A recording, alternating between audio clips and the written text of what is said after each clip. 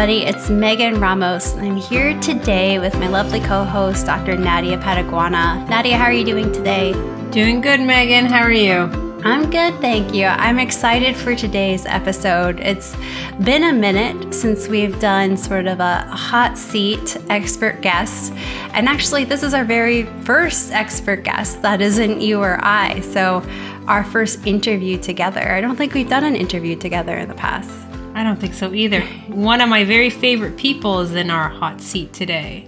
Yeah, one of our beloved TFM experts is here joining us today. So hopefully she goes easy on us when we're talking about today's hot topic.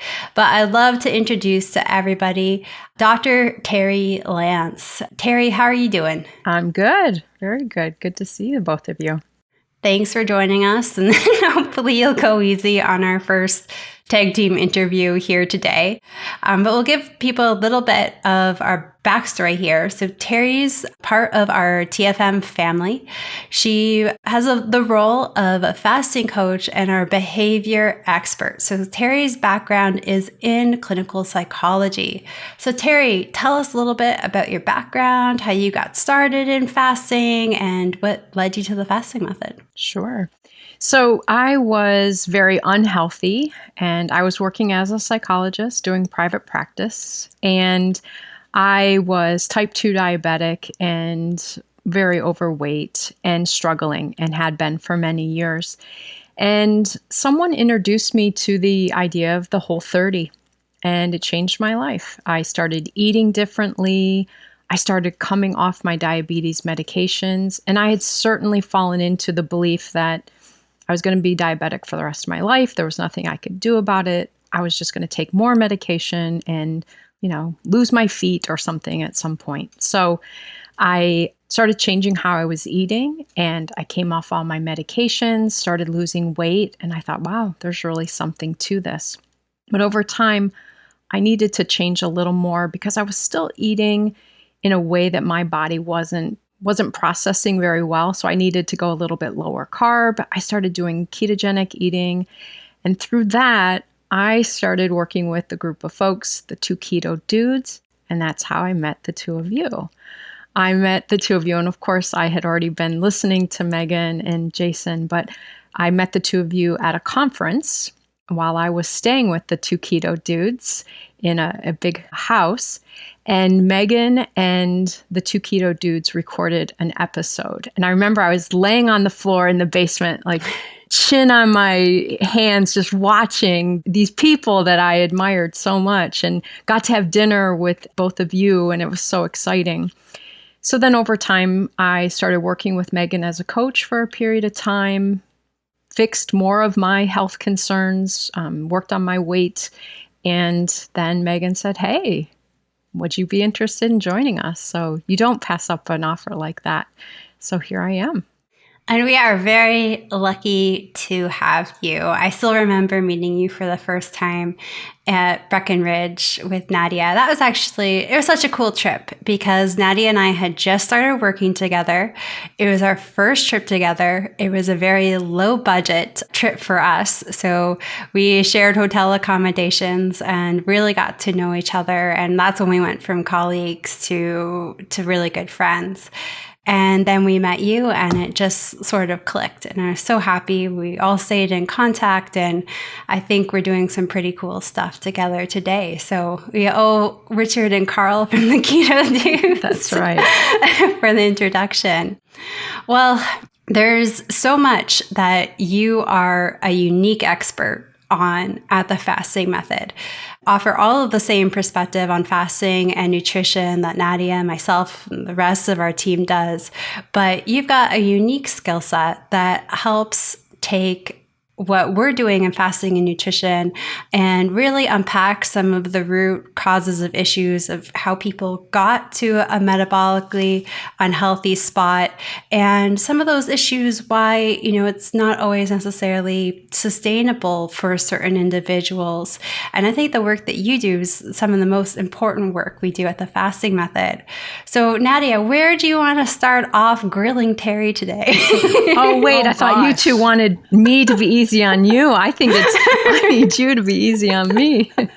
I can't. I have tons of questions. So first of all, I actually didn't realize that we met Terri together. I felt like you guys had known each other before. But the funny thing is, I remember that conference so well. It was awesome. And I remember that house, what a fun house you guys stayed at. And really, I don't know. It's kind of a blur how we went from that day to working together, because it just feels like you've always been here. But besides being great friends and colleagues, I'm a big fan of yours, Terri. And I don't know who came up with the saying, what would Terri say? But I use it all the time. Whenever something comes up in our program, in our meetings, in my coaching calls, I jokingly, but not jokingly, say, well, what would Terri say? So I always say I'm not an expert in this field when it comes to the mindset of things, but it's and it's become more and more obvious as we work with clients over the years. It's been 6 years now that Megan and I have been working together. You know, I think this is the 10th year anniversary of the fasting method, or IDM at least, right, Megan? But every single day it becomes more and more apparent that we can have all the practical tools available, but really the mindset of it is so important. So I'm no expert in that field, but I like to learn as much as I can from you. I just did your master class. So again, not only am I a friend, I'm also a member and a fan of yours. So let's talk a little bit about that, if you don't mind. Some of the practical things that you work with people on. What are the most, if I can say, that's a big question and a hard one probably, but what do you see? What are the most common things that you see when it comes to fasting challenges or eating challenges and mindset and behavior? Sure. I think starting off kind of broadly, paradigm shifting that we have to do, learning so much new information that kind of competes with how we are used to doing things and having to learn new ways. This isn't as easy as just changing a habit. It sounds easy when you read a book about habit change, but there's so many pieces involved. And part of that is our mindset, the limiting beliefs that we hold. If we think of ourselves as someone who can't succeed at weight loss, all the knowledge about how to fast will fall through at some point because our belief behind it is that we can't do it. And so working on changing our limiting beliefs, working on our mindset, how we talk to ourselves. I'm sure both of you have heard people say, wow, fasting is just so hard. I mean, it's so hard when I'm fasting. I'm so hungry. And not that these aren't real responses, but if that's what we keep telling ourselves, our brain is not going to be able to do what's challenging. It's going to feel defeated. And so we have to start finding new ways to talk to ourselves, new ways to think about ourselves, to see ourselves as capable of fasting. I remember when I couldn't go 3 hours without eating. So it felt like I was not capable of fasting. But I just finished a 42-hour fast this morning. So it's possible.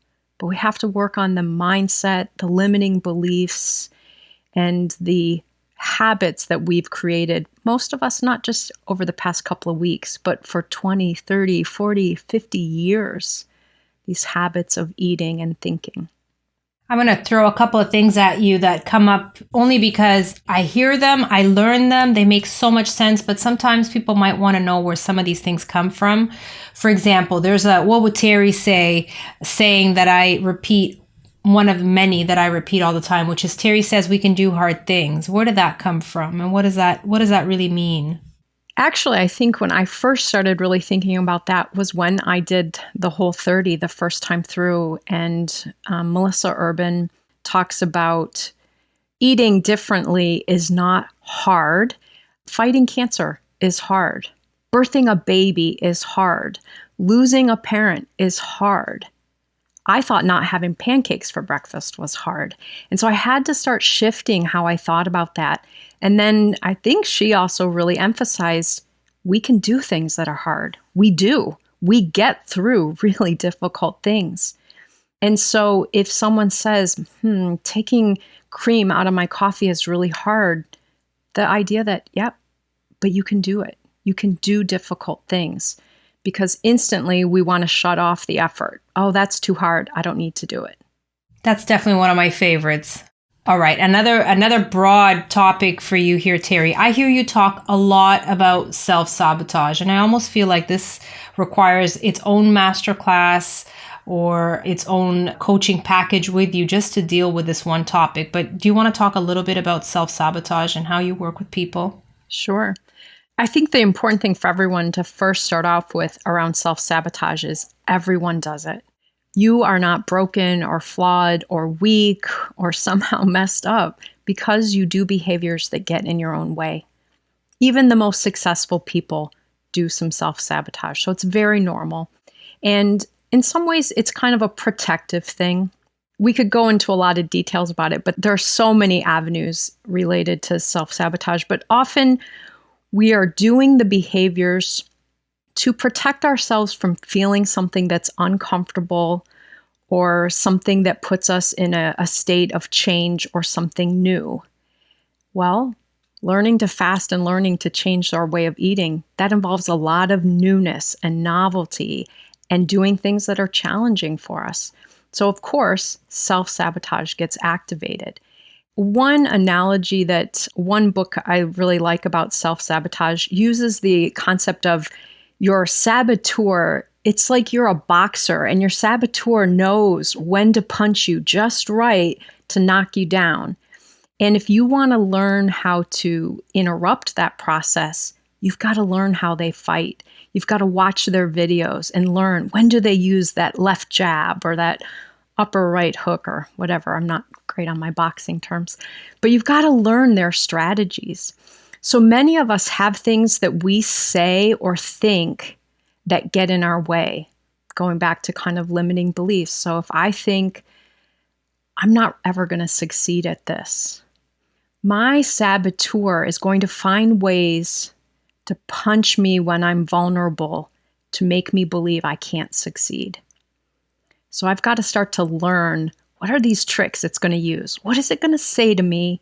And how will I ignore it? How will I work around that statement so it doesn't hold me back? Do you think there's so many people that come into our community that have tried dozens, if not like over 100 different types of diets? With individuals I've worked with and community members we've chatted with, a lot of them have been dieting since they were in high school, some of them even middle school. And we know that most of the diets out there are all based on calorie restriction, the principle of calorie restriction. And it's the same thing that all these other dietary programs goal is: less calories in, more calories out. So whether it's a juice diet, a meal replacement diet, a fish only diet, whatever it is all based on that same principle. So here we have hundreds of individuals who have done the same thing over and over again, expecting different results. So we know that's the definition of insanity. But these poor individuals didn't realize that that's what they were doing. And it was encouraged by their doctors, by all of their healthcare advocates.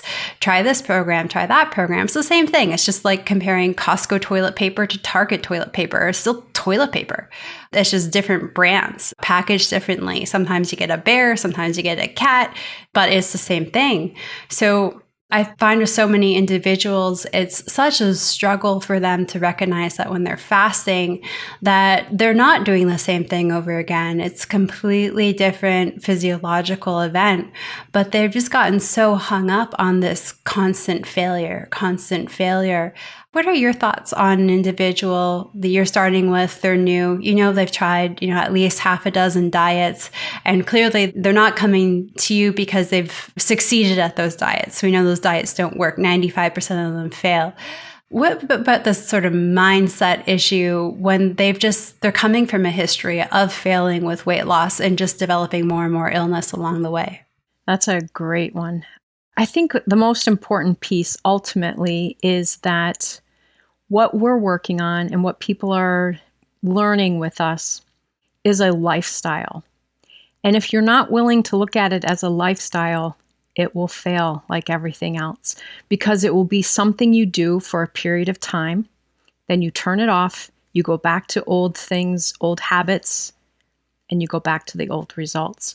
So now that you're learning a tool that does work, it's not the same old thing. It's not just caloric restriction or, as you said, calories in, calories out, that you're actually changing what's going on metabolically. It's sustainable. It was not sustainable for me to live on 1,000 calories that was low fat. I was miserable. I was hungry all the time. So it didn't matter how hard I did that for 6 months or a year. I was going to go back to my old ways because it wasn't sustainable. So what we really teach people is a sustainable lifestyle. Eating in a time-restricted way, I can do today and I can do when I'm 93. It's not something I have to do for 6 months and then stop because it's too hard to keep doing. It needs to become a lifestyle. And helping people recognize we're not teaching them a diet. We're not teaching them a fad. We're building a lifestyle. We're building a lifelong approach. To me, is kind of foundational when it comes to this. I think that's so important because it is a lifestyle. It's not a diet. It is a lifelong approach. And, people get so hard on themselves anytime they sort of deviate off their planned course. Anytime that they've done that with previous diets, because first of all, they're not sustainable as you described, and they never are, it just sends them, rolling into total disaster. And this, though it is sustainable, you can have an off-course day, and the next day you can get on course again.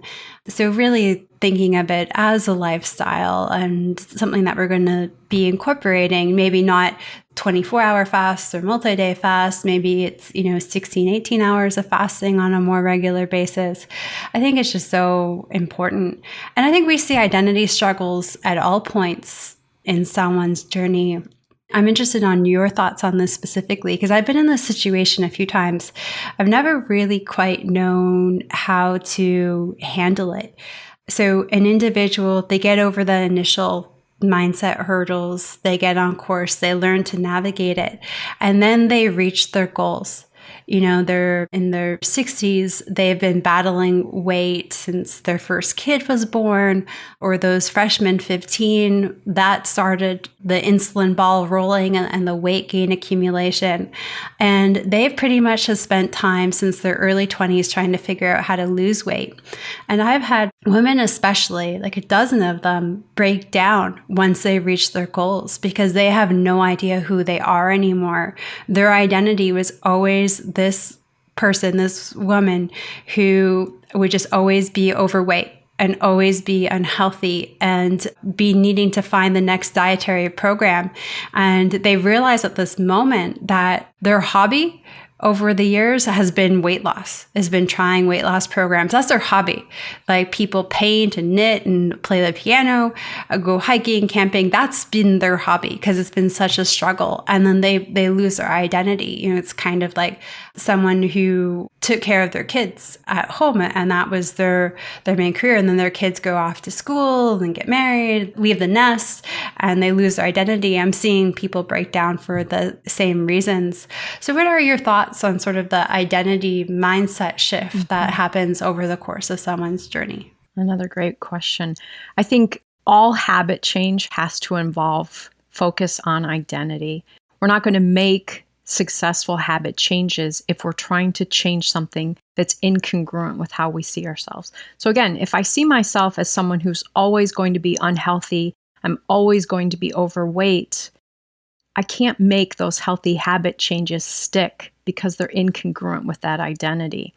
So if people reach their goal, kind of just through grit and hard work, but don't work on changing their identity throughout, it's a big shock. It's kind of like that empty nest feeling when kids, first all leave the home. It's who am I and how do I navigate this world? And so I really encourage people to take stock in this throughout. Be working on those underlying identity messages. I'm someone who's healthy. I'm someone who can manage my weight and my health in an ongoing way. I'm worthy of respect and love and affection regardless of my health status or my weight status. But to really be working on that inner core kind of belief system about themselves so that they have a strong sense of self that's not tied to, I have to be improving, I have to be fixing myself, I have to be losing weight, or I have to be finding the next thing. The other thing I notice for many reasons in our program is that people really need to spend some time kind of finding themselves. What do you like to do with your time? What is important to you? What do you value? Because many of us have spent so much time seeking food, eating food, cleaning up from food, seeking a new diet, all of these things. We suddenly free up a lot of time. And many of us have not spent much time in what feels good to me outside of eating. What are my hobbies? What are my creative outlets? What are the relational places I want to invest more time in my life? Because we've spent so much of ourselves tied up in our health or our weight journey that we kind of forgot to look at this other stuff. And, again, empty nest. I have to kind of rediscover myself. So I encourage people to discover themselves along the way. I was also thinking about something you brought up, Megan. It brings up the topic of maintenance. And this has been discussed a lot in my groups lately in the fasting method community. I think for a lot of us, maintenance has this kind of weird feeling about it. For some of us, it's kind of scary to think of getting to maintenance because it feels unknown, and our brain doesn't like what's unknown. It would rather do what is familiar. So maintenance feels a little bit risky in that way. It feels maybe challenging. That sounds like a lot of work. I thought I was just going to get there and be done.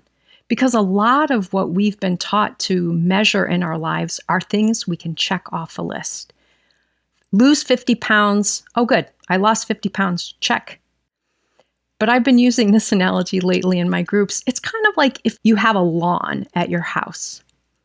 It's June or whatever summer season where you live is, and you mow the lawn. So it looks nice. It's cut. It's just right. You don't wait until October to mow the lawn again. You have to maintain it. Even though you got there, the lawn looks great. Every 4 days, every week, whatever it is, you have to maintain that lawn. So the journey isn't done when you reach a goal. The journey is the journey indefinitely. And I always say, I'm going to be focusing on my health and my weight for my whole journey. I'm not going to be done with it this August or next January. I'm always going to focus on my health and my weight. Wow. I learned something new from you every time I listen. And Megan, by the way, I loved your two very deep, and I learned a lot from just listening to those two things that you and Terri were just talking about. I have a list of questions here, Terri. Bear with me. Yeah. But as you talk, it kind of brings up a couple more things. There's two things that came up just from listening to you talk just now. In my groups, people bring this up a lot in the fasting method community meetings that we have. The idea of hearing this from you, that we need to find our why, finding your why. And last year, I spent the entire year thinking about this because my why at some point was something, and it was very strong. And I think that motivated me to do very, very well and to achieve the things that I wanted to achieve. But then things change, right? Life gets in the way. I always say in my groups, nobody's journey is ever linear. Life is nice and curvy, and we have to learn how to ride the waves and whatnot. So this idea of finding your why, I know you talk about this a lot. How do you explain this to people?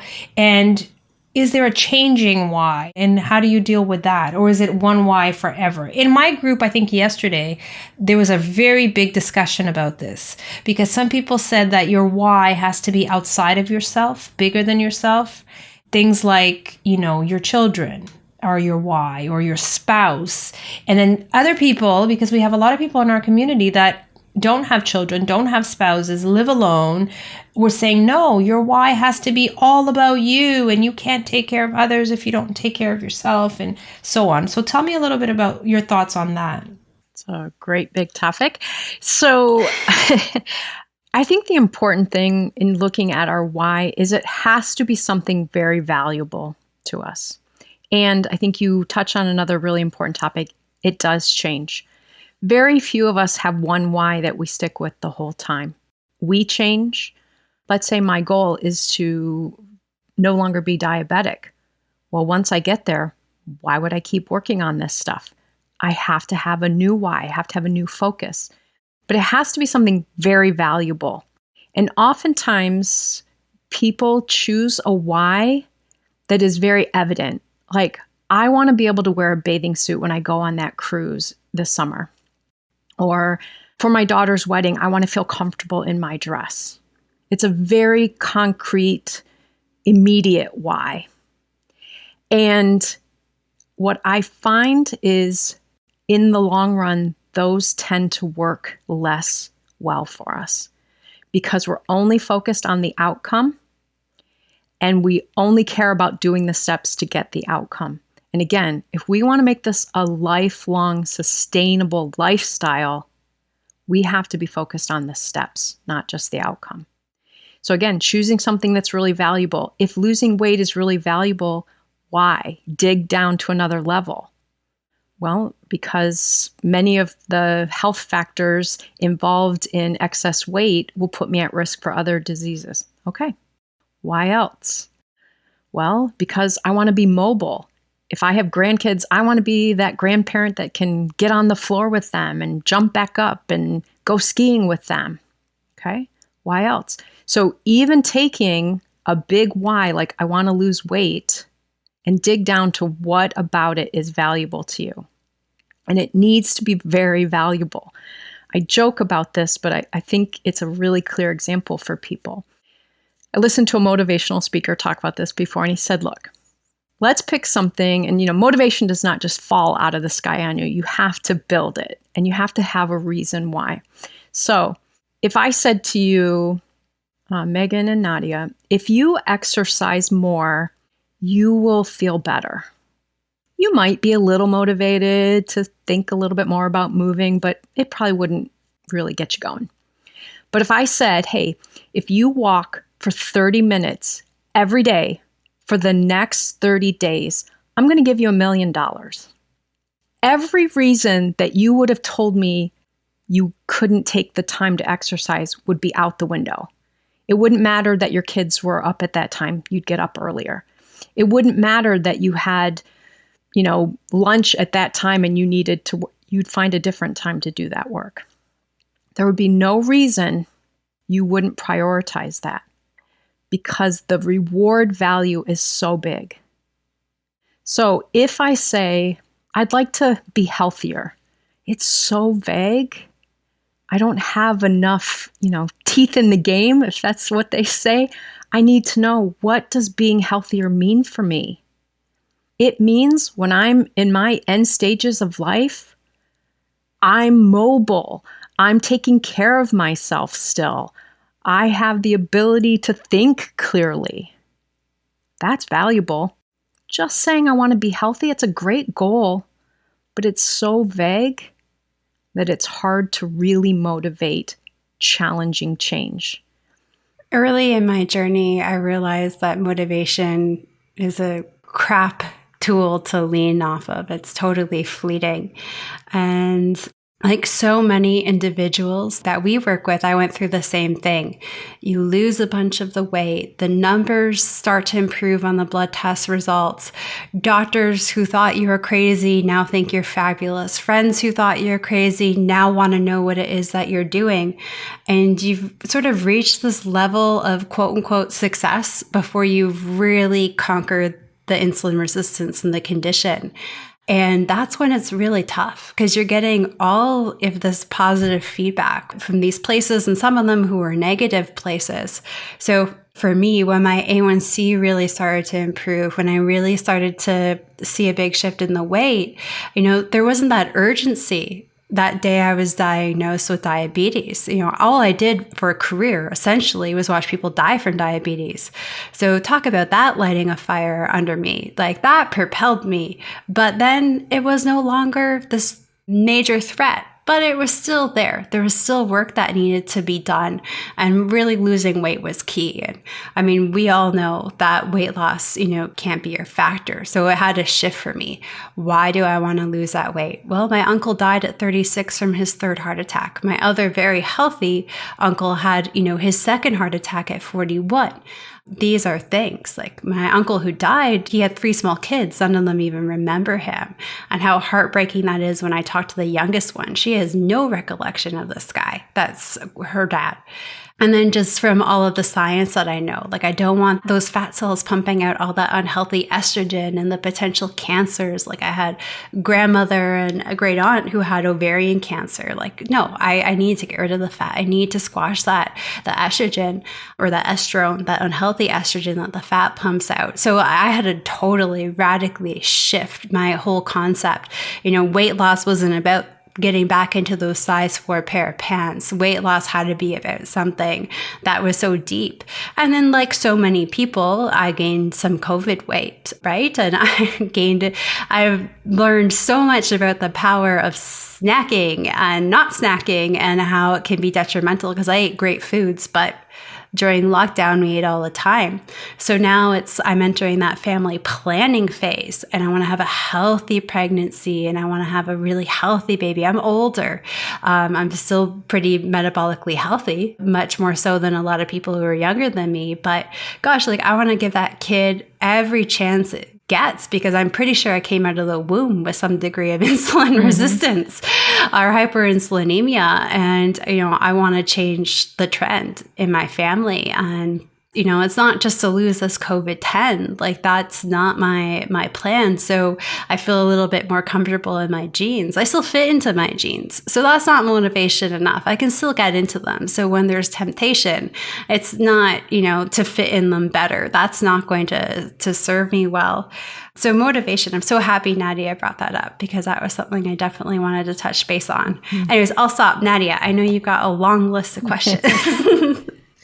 I'm looking at my list here. I'm like, okay, what's not too general? Because I'm throwing these big ones. I'm going to address something that we talk about in our community group meetings every single day. Every single one of our fasting method community meetings starts, and I know there's importance in this. I just want to hear it from the expert. But every single one of our meetings starts with encouraging people to celebrate their victories along the way. And I always tell people there are no big or small victories. They're all huge, and we need to celebrate them. And I just don't know the actual explanation of it the way that you probably will explain it. But I know that there's a lot of power in, probably has a lot to do with this transition that you were talking about. We changing beings, right? And our journey is long. I always tell everyone I work with, especially when they ask, how long do I have to do this for? Which is a question that kind of irks me.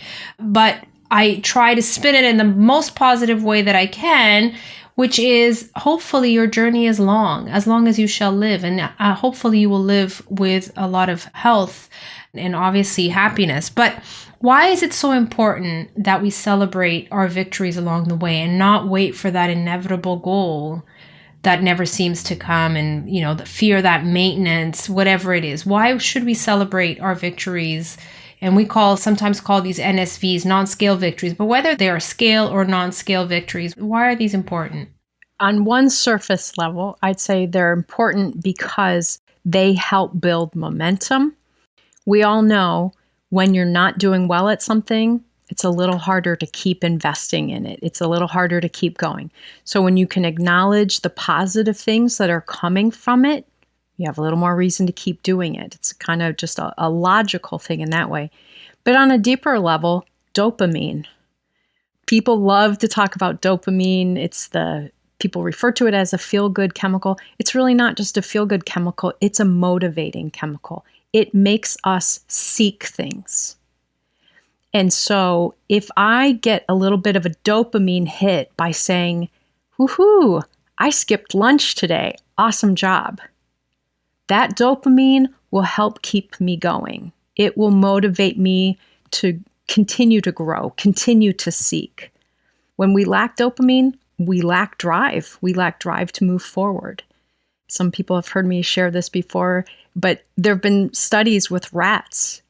They don't keep eating it just because the food tastes good. What happens is they keep eating it because they got a dopamine hit from that food.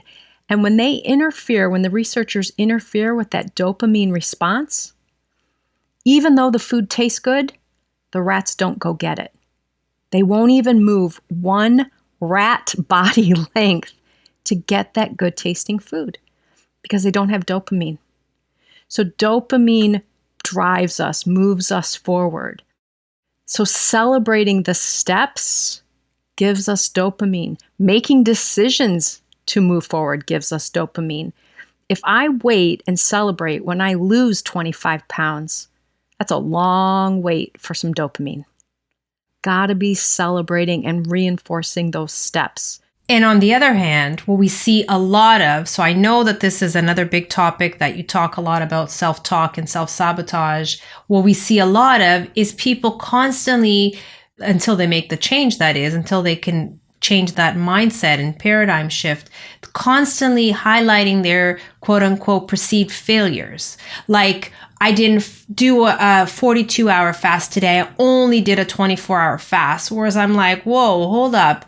Why aren't you celebrating the fact that, but our natural, I don't know if it's natural. Is it natural? Our human tendency is to, at least for some people, to highlight what I couldn't do versus what I did do. And then when people switch, when they figure that out, and this takes some practice, but when they start celebrating these victories and celebrating, because we encourage them to do this in every single one of our community meetings, then week after week, they're doing better and better. And when they don't have great days, supposedly, if they find a way to celebrate what went well about that day, they have a much better next day, and so on and so forth. And even maybe the best thing I can celebrate that day is that I stayed put, that I didn't go overboard with my food, or that I didn't eat all day. I only ate the meals at mealtime.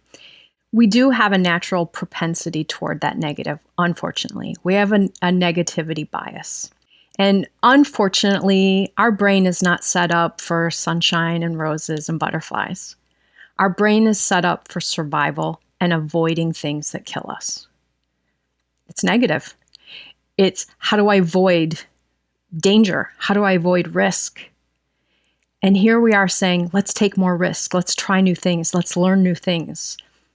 That's challenging for our brain. And so we have to be reinforcing that and getting that positive reinforcement. If you are teaching a kid how to ride their bike and the first couple of times you let go, they crash, you don't say, I knew you weren't going to be able to do it. Look at you. You're not even moving your legs right. This is pointless. No, you'd say, hey, look, this time you got almost halfway down the hill. You're doing it. You would encourage them. We could borrow how we would talk to someone we love and work on giving that to ourselves. The whole topic of self-compassion is really a big one of mine. But highlighting, hey, today was a really rough day. And although I had planned to fast, I ate 2 healthy meals instead. Maybe it wasn't right on point with my plan, but I managed to do 2 healthy meals, even though I was having a really hard day. That's celebrating progress. Perfectionism is something that is such a huge roadblock for so many individuals. Mm-hmm. Fortunately for me, I crashed and burned with perfectionism really young. And my dad gave me some great piece of advice. It's not how you fall down that defines you. It's how you get yourself back up that defines you. And he gave me this piece of advice about 5 years before I was diagnosed with type 2 diabetes. Well, I hadn't necessarily listened to his advice. It always stuck there at the back of my mind. And when I got the diagnosis, I said, Megan, you can't screw this up. Like, you need to get rid of this soon before it ruins your body. So you can't come up with this plan to do 3 perfect 42-hour fasts a week and to never eat a vice of Ryan's chicken fingers and never to eat another chicken finger again. Like, you need to show yourself some self-compassion and give yourself some flexibility. This drive for perfectionism it's so difficult. We see it every single day, a dozen or plus times a day, each one of us coaches in our community. Absolutely. And I think Nadia kind of touched on this with a wording thing. Oftentimes people will negate the positive progress by saying, I only did this, but I did it like that. We will tack on to we're almost celebrating, but then we're going to highlight how it wasn't enough. And again, this goes back for many of us underneath it all of how we're not enough. And when we're not enough, we want to fill that with more food, more achievements, more friends, more clothes, more money, more cars. That's a big one, Nadia. Oh, I got more big ones. But Megan just got to start. And I don't even know how much time you're going to give us today, Terri. But I mean, I got lots more. But Megan just got me thinking about this all or nothing mentality, right? Like I'm one of these people. And then we'll start off by saying, well, I'm all or nothing. Like I've already defined myself. So it has to be all or nothing. So I'm working on this myself, and I'm working with our community members on this, not because, again, I'm definitely not the expert, but I pick up things from you here and there. And as a human, right, I share my human experience with them or some thoughts or my clinical experience. So is this the same as this idea of all or nothing? Is all or nothing, perfectionism? Is that because what we find is that people are either fasting for days on end or they're snacking all day long, right? And how do you deal with this? I'd say they're a little bit different topics, but they're a similar theme. Oftentimes, all or nothing thinking, again, it's kind of set up in our brain that way. We know what to expect. We want this. If we don't do this, it's off. But most of us have to work on having a little more shade of gray in there. I wanted to do a 42-hour fast. Something really urgent happened during the day. I felt the need to eat a meal. I completed a 24. That's a good adaptation from my plan. A lot of people struggle because they don't give themselves any flexibility. They're so rigid that in order to succeed, it has to look like this. And oftentimes, even what we think it has to look like is very arbitrary. Well, I heard someone mention that in a group, so that must be what I need to do now. I also find that when we get really rigid about all or nothing when it comes to fasting, this is not a video, a podcast, but if you can just imagine a pendulum swings and how far it swings in one direction, it will swing in the other direction. And I can never think of what those little metal hanging ball things are where you pull one and you let it go and it knocks the other ones to the other side. We're kind of like that. When our brain goes in one direction, it will respond and can go full force in the opposite. So what I see a lot of people do is they want to increase their fasting quickly, or they want to do a long fast. So the pendulum swings far this way.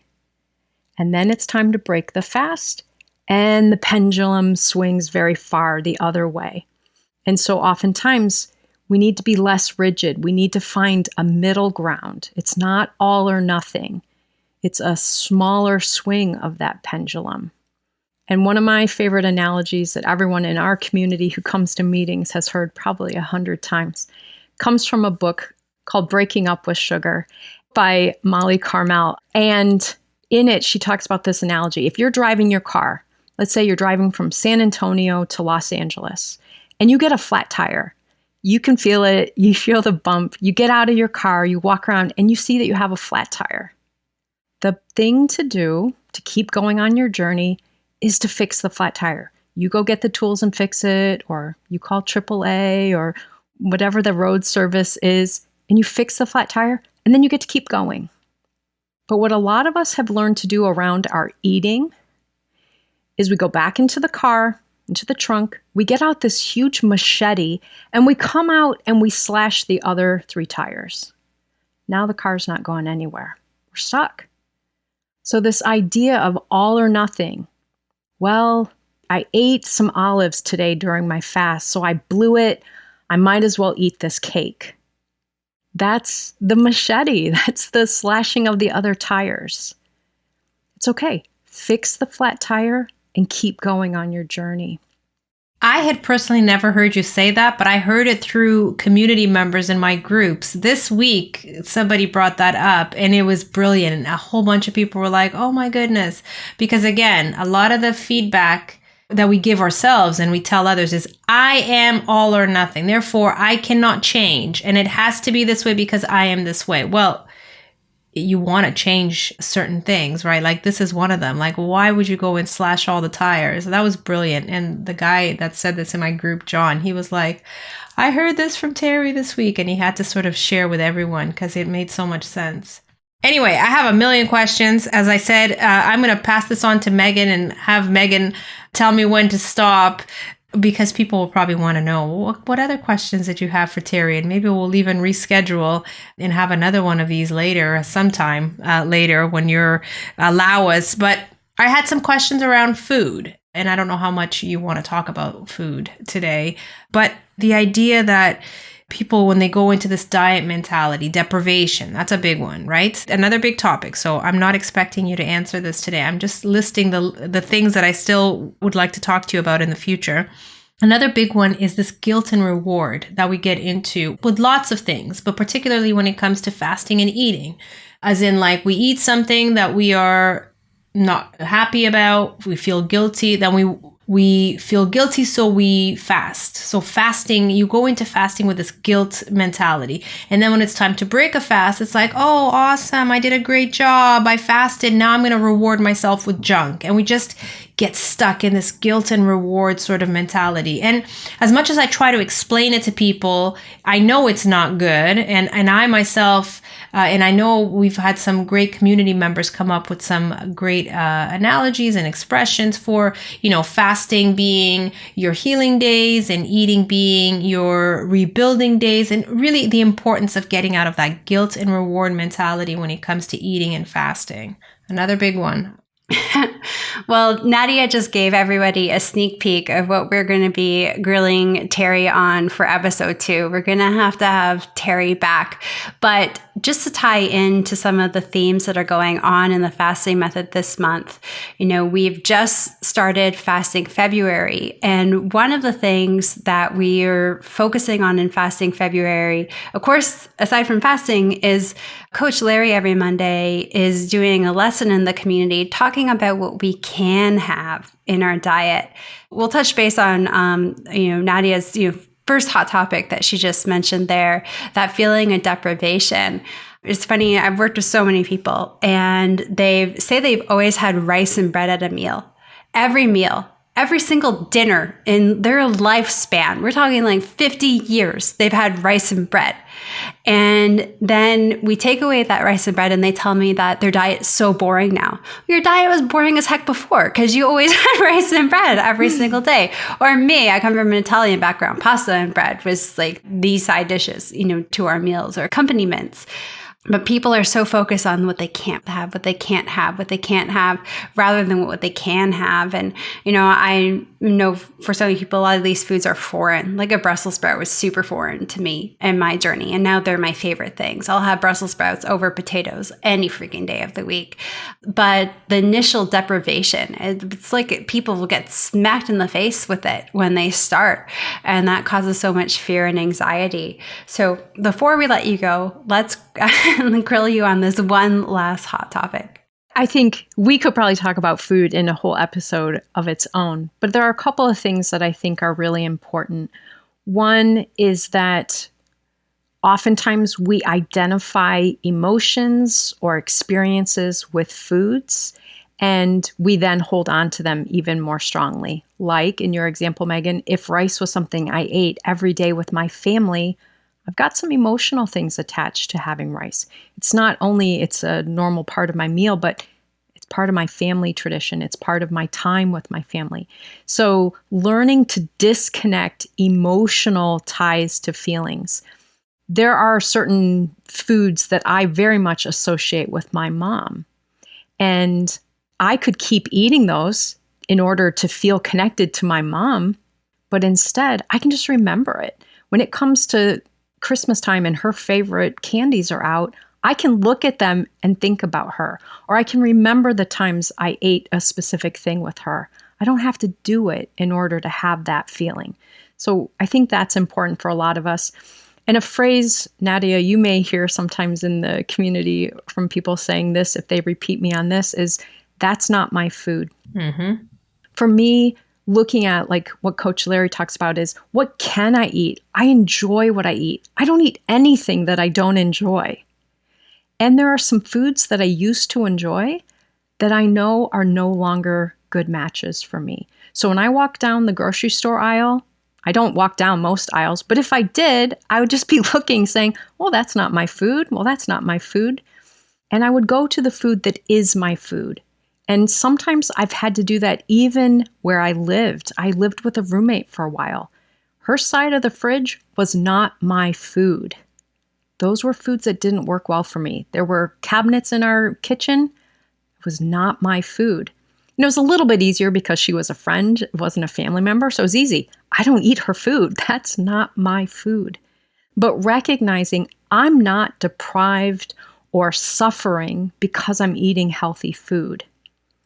And I wasn't any better off eating those problematic things. So that's not my food is a big phrase that I try to instill in people. Owning what you eat and enjoy that is healthy for you, and releasing the things that aren't healthy and don't work well for your body. Thank you so much, Terri. I think we are definitely going to have you back very soon to answer a ton of these eating questions, because I think we've just sort of opened the box for so many individuals and just sort of the glimpse on deprivation. And Nadia's got some amazing questions for you on the food topic. But thank you so much for joining us today. Now, in addition to thefastingmethod.com, where can people find out about what you're up to? I know you've got a podcast, and it's one of the podcasts that I listen to religiously every week. And my time doesn't permit me to listen to many, but it's a must listen on my Apple Podcast list. So where can people find you and learn more about your podcast? It would be a Monday Mindset podcast, and it's one that I do with Daisy Brackenhall, who also has the Keto Woman podcast. So Megan, I'll make sure to include that for you all to put in the show notes, but any other podcasts that I've been a guest on, different topics. I do a monthly episode with Daisy on Keto Woman, and we're talking about mindset matters. So just different places that people might catch some different messages from me. I'll be sure to include that. Thank you, Terri. And a special shout out to Daisy. This podcast, the Fasting Method podcast, would not be possible at all without her expertise in helping coordinate us, educate us, support us, edit us, make sure that people can hear us through the various platforms. So Daisy, she's an incredible resource on fasting, low carb, ketogenic diet. So definitely check out Monday Mindset, check out Keto Woman podcast. Fantastic stuff from Daisy and from Terri. Well, thank you so much, ladies, and everybody listening today. Just a reminder, it's not too late to join Fasting February. Head over to www.thefastingmethod.com to learn more about our community and our coaching program. And we will see you next time, everyone. Bye for now.